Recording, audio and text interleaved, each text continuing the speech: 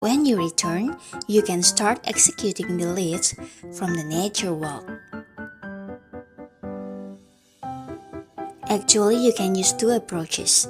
First, give an example of what to do, or the second choice is let the child do what to do with the leaves and the frame.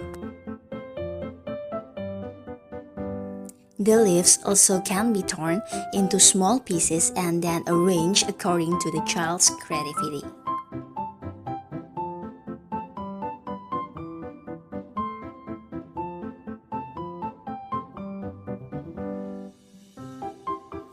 And because we wanted to display this work, I decided to tape all the front parts of the frame.